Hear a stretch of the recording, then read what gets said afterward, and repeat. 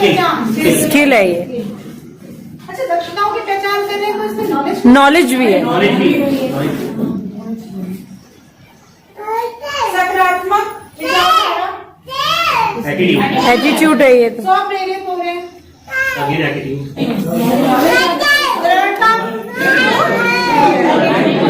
समस्याओं का आकलन स्किल है और नॉलेज भी है और आकलन कर रहे हैं आप। तो एटीट्यूड। क्या समस्या समझना को चाह रहे हैं ना, योजना बनाना स्किल है, नॉलेज भी है। नॉलेज सब में है। उसमें आपको करने की आप एक प्लानिंग ले रहे हैं तो एक दिमाग में विचारधारा तो बन रही है। कर्तव्य निष्ठा, प्रभावशीलता। अच्छा, प्रभावशीलता बिना स्किल के हो जाएगी, स्किल है ना। दक्षताएं होनी चाहिए तभी कोई प्रभावित, तभी कोई प्रभावित हो। स्किल और एटीट्यूड। समय पालन, इन दो का ध्यान रखना, ये भी एटीट्यूड है। बाकी कुछ नहीं बचा।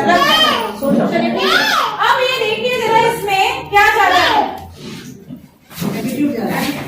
नहीं, स्किल और एटीट्यूड। यानी हमारे सदन में जो लोग बैठे हुए हैं वो उनका दृष्टिकोण बहुत ही विकसित है ना।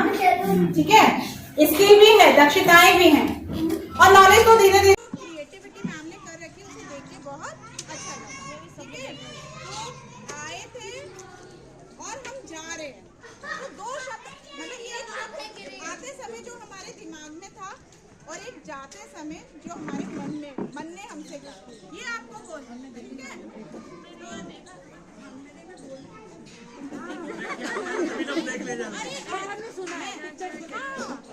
भारत का सवाले रूप भारत का, कड़ी मेहनत से ही इंसान का चेहरा चमकता है। कड़ी मेहनत से इंसान का चेहरा चमकता है। कि सोना आग में तब कर ही कुंदन सा दमकता है। कि सोना आग में ही दम करके कुंदन चमकता है।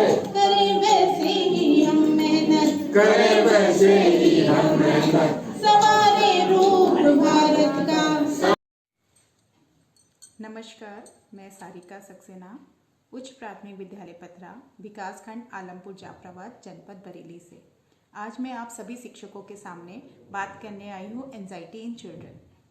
एंजाइटी बच्चों में कितने प्रकार की होती है, उनके क्या लक्षण होते हैं, किन बच्चों में एंजाइटी ज़्यादा देखी जा सकती है, शिक्षक होने के नाते हम ऐसे क्या उपाय कर सकते हैं, क्या इंटरवेंशन हो सकते हैं जो बच्चों की एंजाइटी को दूर किया जा सके। इन विषयों को शामिल करते हुए सबसे पहले मैं बात करूंगी कि बच्चों में एंजाइटी कितने प्रकार की होती है। तो बच्चों में एंजाइटी 6 प्रकार की होती है, जिसमें सबसे पहले जनरलाइज्ड एंजाइटी डिसऑर्डर पे बात करूंगी। देखिए, जैसे नाम से ही लग रहा है जनरलाइज्ड एंजाइटी, इसमें बच्चा लगातार चिंता में रहता है, छोटी छोटी बातों पर चिंता करता है, उसका दिमाग कभी खाली नहीं रहता, कॉन्स्टेंटली चिंता करते रहने के कारण इस एंजाइटी को हम जनरलाइज्ड एंजाइटी डिसऑर्डर के नाम से जानते हैं। Second, separation anxiety disorder. सामान्य तौर पे 6 महीने के बच्चे से की उम्र से ही ये एंजाइटी देखी जा सकती है, लेकिन बच्चे आमतौर पे माता पिता से अलग होना सीख लेते हैं। लेकिन जब बच्चे 10 साल तक के हो जाए और माता पिता से अलग होने में उन्हें मुश्किल हो रही हो, तो उससे हम सेपरेशन एंजाइटी डिसऑर्डर कह सकते हैं। इसमें बच्चा हर समय चिंता में रहता है कि माता पिता से अलग होने के बाद पता नहीं उसके साथ क्या होगा या मेरे पेरेंट्स को कहीं कुछ ना हो जाए। थर्ड एंजाइटी है पोस्ट ट्रॉमेटिक स्ट्रेस डिसऑर्डर। जब किसी बच्चे के साथ कोई आघात या घटना हुई हो और उस आघात या घटना के बाद कुछ समय बाद या बहुत समय बाद वह घटना उसके दिमाग में एक फिल्म की तरह बार बार आती हो, तो उस डिसऑर्डर को हम PTSD यानी कि पोस्ट ट्रॉमेटिक स्ट्रेस डिसऑर्डर के नाम से जानते हैं। फोर्थ है सोशल एंजाइटी, कि जब घर परिवार जान पहचान के बीच में तो बच्चा नॉर्मल बिहेव कर रहा है, उसे कोई चिंता अवसाद नहीं है, लेकिन जब वो घर से बाहर सामाजिक परिवेश में है तो उसे चिंता बनी रहे, वो किसी अजनबी से बात ना करे, कहीं नई जगह जाने से बचे, अकेला रहना चाहता हो, तो हम कह सकते हैं कि बच्चे को सोशल एंजाइटी है। जैसे कि अभी सर ने बताया ACER के बारे में। जब हम इतने दिनों बाद गर्मी की छुट्टी के बाद बच्चे आते हैं, हम देखते हैं कि बहुत सारे काम वो घर में कर रहे होते हैं सिवाय पढ़ाई के, है ना, रिवीजन के। और शायद घर में भी ऐसा उनका माहौल होता है कि कोई उनसे ये नहीं कहता बेटा छुट्टियों में जो काम मिला है आप उसे कर लो या फिर रिवीजन करो। बहुत ही कम 10% 20% पेरेंट्स इस तरह की बातें करते होंगे। तो अब हमारे यहाँ विद्यालय जब नए बच्चे ऐसे आएंगे तो हमें क्या ऐसा करना है, वो फिर से कनेक्ट हो, है ना। तो उसके लिए मैंने ये दिया है ACER का, जो हमें 15 डेज करना है।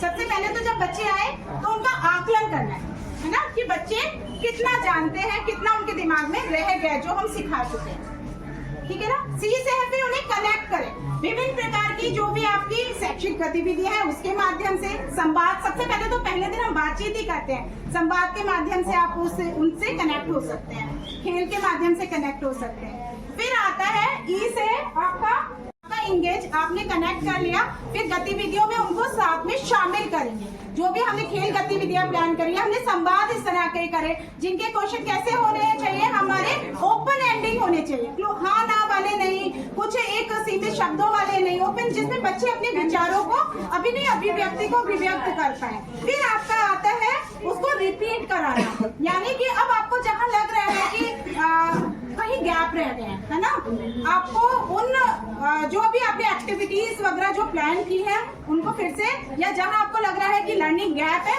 उनको आप रिपीट करें। ACER ये सभी विद्यालयों में लागू होगा।